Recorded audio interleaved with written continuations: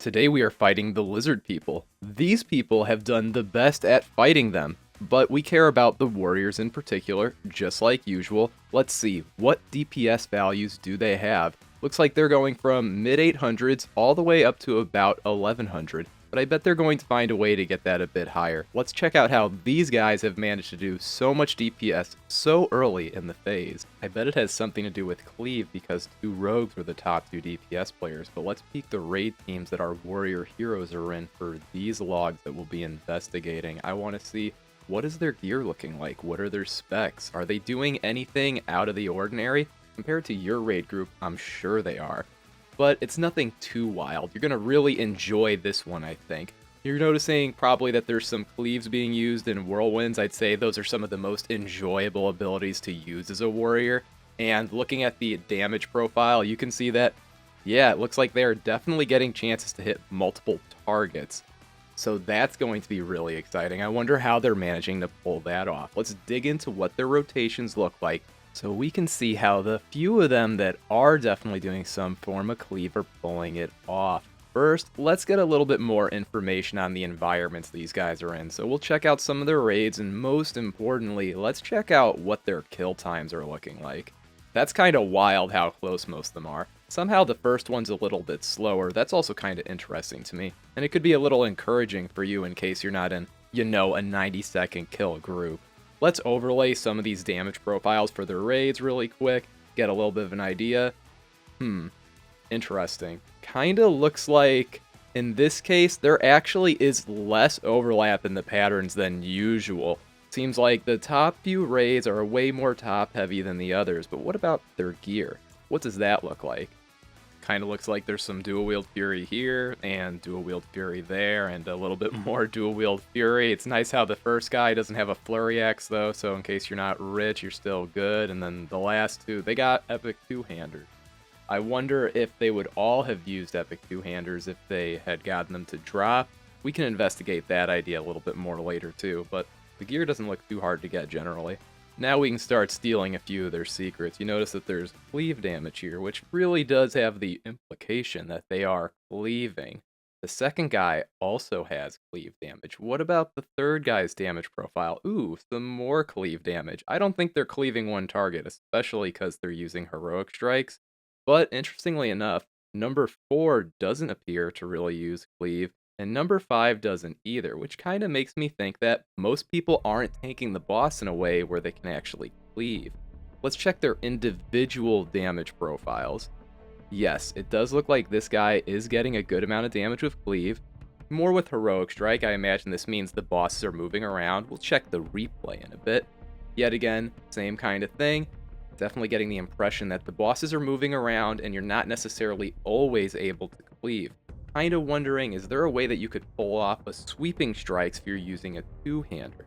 Do remember though, the last two guys didn't appear to use a whole lot of cleaves. Could it just be that they didn't have enough rage when the mobs were stacked, or maybe there's something else weird going on? I kind of think they likely should be trying to cleave. I mean, they are using heroic strikes, and why couldn't you have the dragons next to each other after all?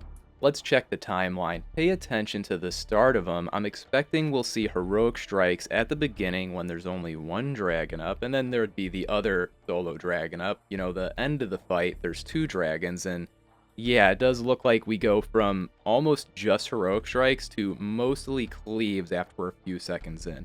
This is the second guy. He also used cleaves in the log, so let's check for that again. Yeah, we go from heroic strikes to mostly cleaves. I imagine the few heroic strikes at the end there had something to do with boss positioning. We'll dig more into that in just a moment. We have the same deal on the third person. Yes, I was worried for a second, but there's the brick of cleaves. There we go. So I'm pretty sure that is exactly what's happening. You're using heroic strike when there's just one dragon up, because what are you going to do, cleave the air? And then when there's two dragons up, they must be tanking them next to each other. Where are they tanking them in the room to make it safe, though? I'm kind of thinking you could actually tank it almost anywhere in the room, and the only real consideration you need to have is, well, wherever you tank it could impact the probability that your raid gets breathed. But as far as getting knocked into the hole, I don't think that's a big worry. This is a replay from the #1 guy's raid, okay? He had a 2-minute and 13-second kill. This is going to be a little bit long, but it's going to give you time to focus on some key parts of the positioning on this fight. What I want you to notice is with the knockback, if you are on top of the dragon while it's doing the knockback, generally you're safe. But you want to be on top of Dreamscythe, which is the first dragon that appears. Why is that? Because if you're on top of the first dragon to do the wing buffet, then you don't have to worry about getting knocked sideways into the goop, okay? So you always want to be attacking Dreamscythe when Dreamscythe is up. And you're safe if you're right next to the hole, or if you're at the max distance from it at all times. So either of those positions work well.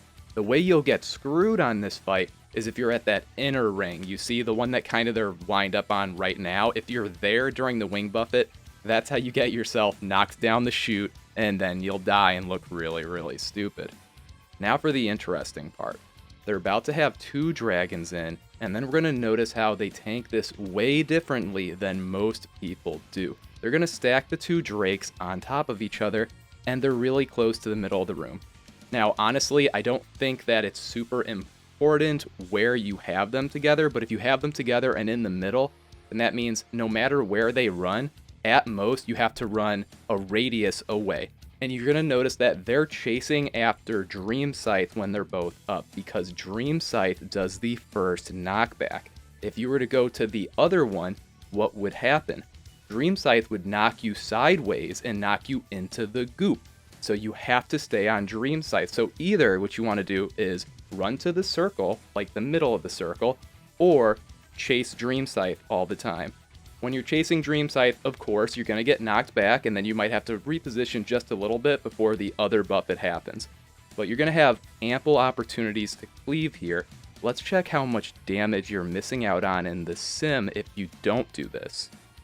Of course, we're going to be simming it with the arm spec because it has more chances to get value from this. We're going to have 1 adjacent mob turned on, and we're going to sim it with and without sweeping strikes really fast because I believe sweeping strikes doesn't really do anything. You're going to notice we're getting about 1245 DPS regardless of if we have sweeping strikes on or not.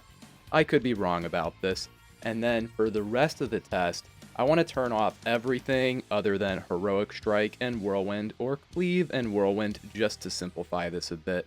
I don't think this is going to be an unfair way to test this. One of the things that's going to make this harder for me to prove that it makes sense is that we will be assuming you have the 2 drakes next to each other either way, because I'm going to leave the 1 adjacent mob on.